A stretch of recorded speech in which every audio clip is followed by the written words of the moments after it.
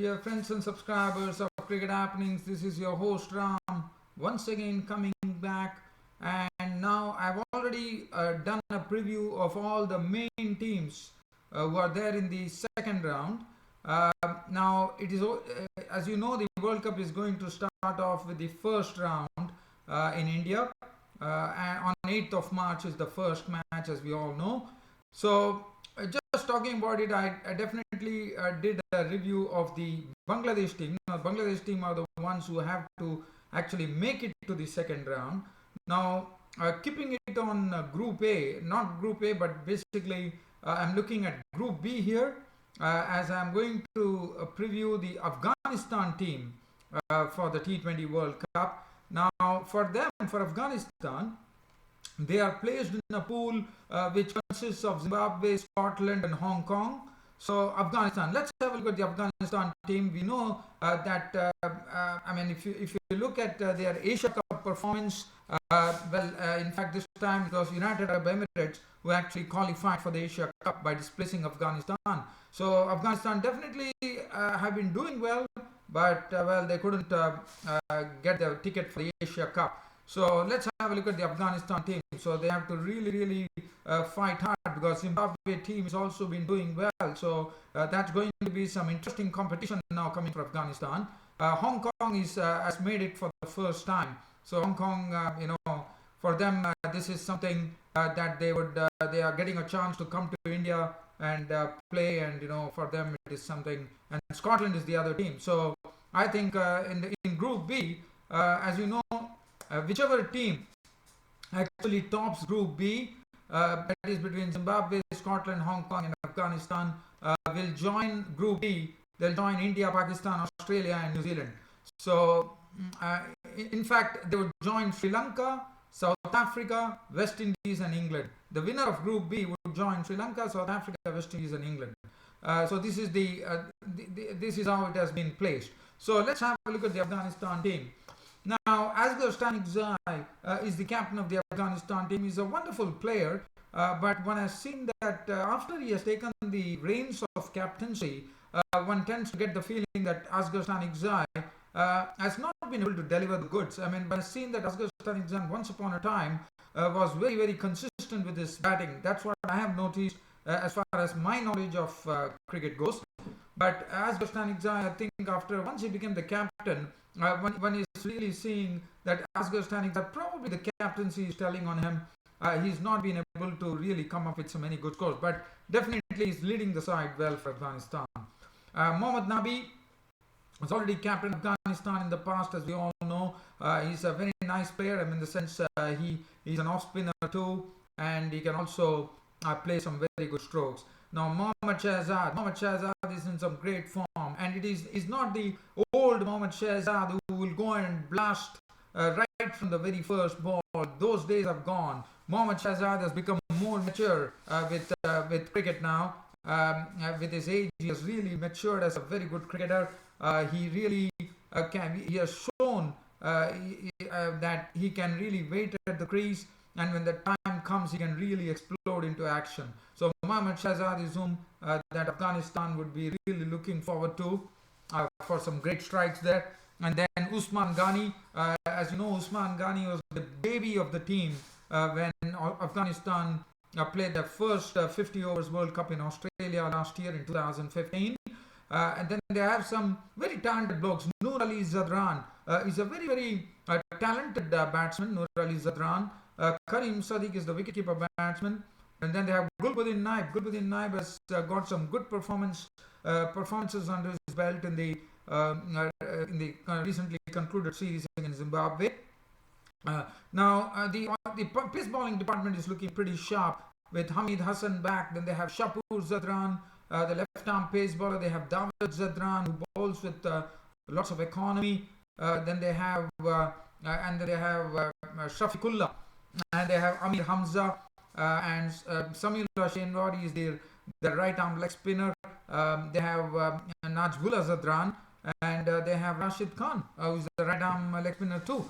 So the Afghanistan squad looking pretty good here, but definitely I think right now they, after not getting a ticket for the Asia Cup, definitely I would say Afghanistan have to really fight for their place in the ICC T20 World Cup. And the only reason that I say that is because Zimbabwe are doing very well right now. Zimbabwe, to me, sounding like a very strong team here. So definitely Afghanistan. So let's have a look at Zimbabwe now. Looking at those teams here now, I'm just going to look at the other team, and the next team that I'm going to look at is going to be either Zimbabwe or any other team. So I'm just having a look at the team here. Okay, let's have a look at the um, Hong Kong team right now, and let's see what Hong Kong can come up with. Well, the Hong Kong team, to me, is a very talented team. No doubt they are qualified for the first T20 World Cup, and they would be pretty eager to perform well. No doubt about it. They have one very good batsman in their ranks by the name Mark Chapman. He's quite a good bloke. He's a very consistent player. Tanveer Afzal is the captain of the team. Christopher Carter is the wicketkeeper. We have Jamie Atkinson, who has played a lot of matches. Actually, Ryan Campbell, you will remember, once upon a time, he actually played very few, probably one test match, probably he played in the Australian domestic county scene. So he's a part of this Hong Kong cricket team. And they have Hasib Amjad, and they have Nizakat Khan, Tanveer Ahmed, Babar Hayat is another one player who has made a lot of waves in this Hong Kong team, and he has put up some good performance. Waqas Khan, they have Kinshid Shah, Waqas Barkat. So Aizaz Khan is another good talented bloke too. So they have a good mix here, I would say, and Hong Kong would be hoping that their first venture into the and Tanveer Afzal, the captain of the team, is a very good all-rounder in the making. In fact, he can really play some very good strokes, and also he is also capable of picking up some very good wickets too. So that is as far as Tanveer Afzal is concerned, who is the captain of the team. There's not much that I would be talking about Hong Kong here. Now let's have a look at the other team here. The other team, let's have a look at here, and looking at the other team here, let's have a look at Scotland team. Now Scotland, as you know, they have been playing a lot of matches, as we all know. Scotland and Ireland have always been a part of the international cricket. The only thing is that they have not been able to break through into the international scene. Let's have a look at the Scotland team. The Scotland team is also looking pretty good. They put up a good performance in the 50 overs World Cup, as you would remember. Preston Thompson is the captain of the team. Kyle Coetzer, who is the very good aggressive opener for Scotland, and also scored the first ever century in a World Cup for Scotland. Kyle Coetzer. Richie Berrington, another good player. Matthew Cross is the wicketkeeper. Alistair Evans is the bowler. They have Majid Haq, who is the spinner, so he's back. Majid Haq is back. Matt Mechan. They have Safyan Sharif, Ian Wardlaw. They have Freddie Coleman, Josh Davery, Hamish Gardner. One does not know much about these players, but definitely they're all very talented. Michael Leask, Callum McLeod, Rob Taylor. So this is the composition as far as Scotland team is concerned. Scotland team are also, I'm sure they could test a few associate teams in the mix. But looking at the Group B, it consists of Afghanistan, Hong Kong, Scotland. So let's have a look at Zimbabwe now, because for me, I have a feeling that it could be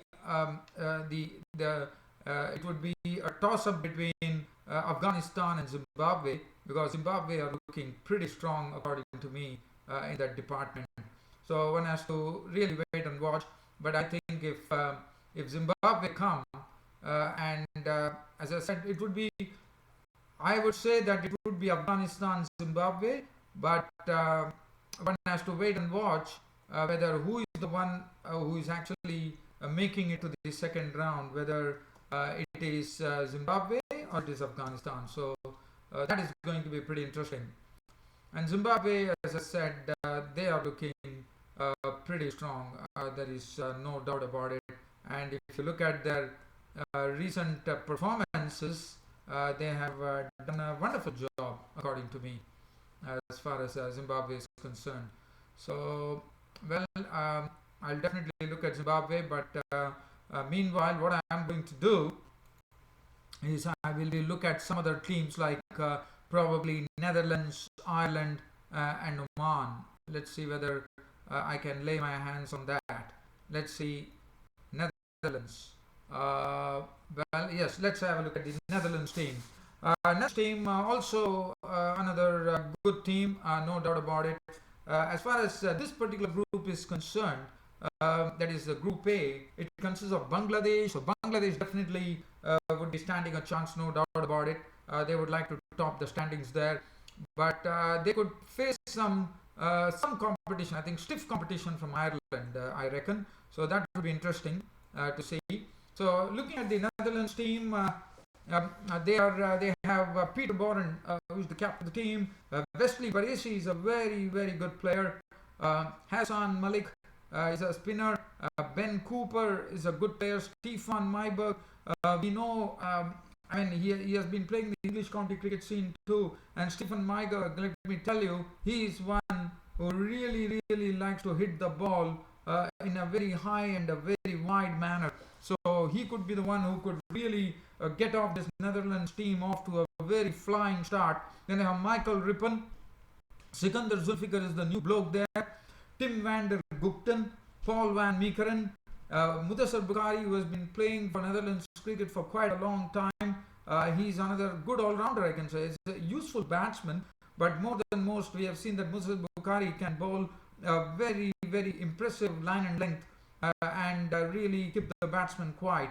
Vivian Kingma, these are all new players who have been coming into this Netherlands team. Max O'Dowd, Peter Silaar has been playing to cricket for Netherlands for quite some time. Logan van Beek, and then they have Rielhoff van der Merwe, who is a person who is actually the all-rounder who shifted from South Africa onto the Netherlands team. So that is as far as the Netherlands team is concerned. Now let's have a look at the other team. And the next team that I am going to look at here is going to be, I'm going to look at the other team, and it should be, I'm just trying to see which is the other team that I can really look at here. And let's say we will look at some other team here. I'm just waiting to see as to which other team I can look at.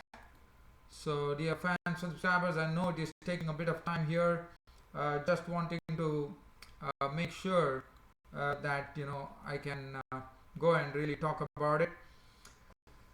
Well, I'm trying to let's have a look at Ireland now. I think the Ireland team is something we all know that in this particular pool, in this particular group where Bangladesh are there, I think it could be Bangladesh and Ireland. And this Ireland team, Ireland players, as you know, a lot of the players actually play in English county cricket, and they are pretty strong blokes. William Porterfield is the captain. He's a wonderful opener for the side. Also plays for, as I said, for the English county. He plays for Warwickshire.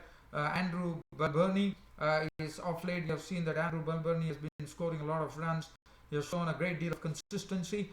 Alex Cusack, and then they have George Dockrell. George Dockrell is a very genuine quality left-arm spinner in the side. Tyrone Kane is a new bloke there in the mix. Andrew McBrien is a right-arm off spinner and really gives a good tweak. Graham McCarter, John Mooney, we all know he's a wonderful all-rounder, John Mooney. And then the O'Brien brothers, who can really smash it around. Both Niall O'Brien and Kevin O'Brien are the most experienced blokes in this Irish team. And they would bring a lot to the party, no doubt about it. Stuart Pointer, of late we have seen he has also played for Durham, so that really says a lot. Then you have Paul Sterling playing for Middlesex, very talented batsman. Stuart Thompson plays for some league sides there in England. He plays for Eglinton. Gary Wilson represented Surrey, and Craig Young is a pace bowler who plays for some English league side, Brady. So definitely this Ireland team to me are going to give a run for their money to Bangladesh. So Bangladesh would be knowing that their real contenders are going to be Ireland if they can get over Ireland. So now before I end this cricket show, one last team that I'm going to look at, and there is none other than Oman. So the babies are Oman and Hong Kong in this particular tournament. So let's have a look at Oman. Oman team are also pretty well stocked, one could say, and they have really worked hard to come to this particular side and really turn it on. So definitely Oman team will also have something to offer. I'm not going to really go and really preview this Oman team for the time being, but I'm still trying to see whether is there something that I can talk about this Oman team, right? So let's see whether this Oman team, I can talk about this Oman team which has made it to their first ever T20 World Cup. It consists of a lot of India, Pakistan, Sri Lanka and Bangladesh expatriates there, and they should also be a team which would probably be hoping to give a good performance. Well, dear fans, friends, subscribers, I know that this particular preview which I did would have not been so palatable to a lot of people. I do apologize to all those countries which were there in the mix, all those associate nations.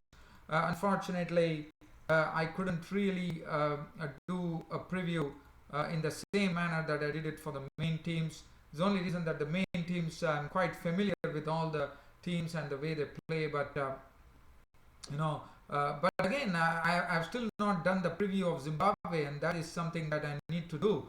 So I'm really looking at the Zimbabwe right now, and I'm going to see how I can do a preview of this Zimbabwe cricket team, because that's also pretty important. So I'm just having a look at the Zimbabwean team now. Zimbabwe, to me, well, they are a very, very strong team, no doubt about it. They are led by a new captain, Hamilton Masakadza, who has been named the captain of the team, and he's a wonderful bloke. And of late, he has been in some great, I would say, great form as far as the bat is concerned. I think the Zimbabwe team is looking to be a very, very strong team according to me. So let's have a look at the Zimbabwe team and see what really comes of it. So let's see the. I do have the Zimbabwe team, so I can definitely talk about the Zimbabwe team here. Let's have a look at the Zimbabwe team and see. As I said, they are the ones who are going to be posing a lot of problems for the rival teams. No doubt about it. They could be a sort of a surprise packet, according to me, Zimbabwe. So Zimbabwe, they have Hamilton Masakadza, the captain, who is, as I said, is a very, of late you have seen, he has been very consistent. He has been rewarded for that with the captaincy, and he's the most experienced person in the team. Then they have Sean Williams, who is also a very, very good batsman.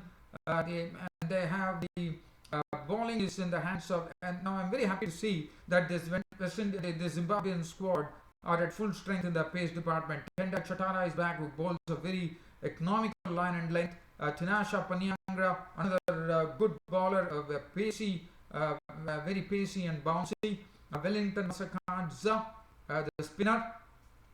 Peter Moore, Elton Chugumbra, another very, very experienced player, and now that is, his burden of captaincy is gone. Are you going to see Elton Chugumbra smoke a few onto the terraces of the terraces in this T20 World Cup? Sikandar Raza, another very, very reliable all-rounder.